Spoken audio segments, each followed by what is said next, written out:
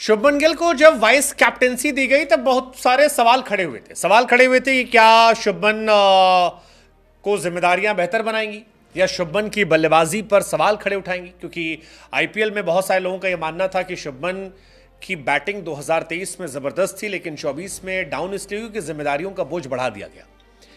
लेकिन यही कहानी ओडीआई में भी दिखाई पड़ी। शुभमन गिल पर जिम्मेदारियां बढ़ाई गई, लेकिन परफॉर्मेंस जो थी वो गिरती चली गई। और अब आलोचक सवाल उठा रहे हैं। सवाल की क्या जायसवाल को सोचना नहीं चाहिए था? सवाल की क्या ऋतुराज की जगह नहीं होनी चाहिए थी?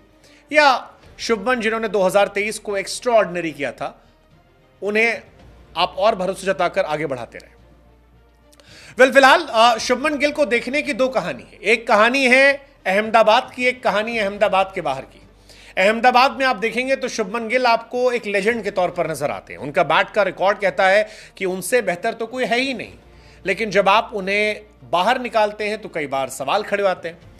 अब शुभमन गिल, जिन्हें बीसीसीआई ने बहुत सारी बातें कहकर वाइस कैप्टन बनाया, हालांकि उसको लेके भी कई लॉजिक चल रहे थे। एक लॉजिक चल रहा था कि शायद गंभीर अपना भी फ्यूचर सिक्योर कर रहे हैं, क्योंकि गिल को सीखने में समय है। वाइस कैप्टन बनने से बाकी जितने पुराने प्लेयर्स हैं उनकी महत्वाकांक्षाएं खत्म हो जाएंगी, वो गायब हो जाएंगे, तो they can not question. Rohit से ट्यूनिंग है, रोहित जब भी जाएंगे तो अगला टेन्योर जो है वो गंभीर और गिल का होगा। गिल नए हैं, सीख रहे हैं, तो गंभीर अपने हिसाब से टीम मैनेज कर सकते हैं। बहुत सारी बात चली थी, लेकिन गिल बैटिंग से दिल नहीं जीत पाए, रिस्पॉन्सिबिलिटीज को बहुत संभाल नहीं पाए। हालांकि संभाला तो बाकियों ने भी नहीं था, लेकिन क्योंकि उन्हें अलग अवार्ड से नवाजा गया था, इसलिए उनको लेकर बात हो रही है। और बात भी उसकी होती है जिसमें बात होती है, ये भी बात सच है। विराट को लेकर सवाल उठ रहे हैं क्योंकि वो किंग थे। शुभमन पर सवाल इसलिए उठ रहे हैं क्योंकि वो प्रिंस थे या है।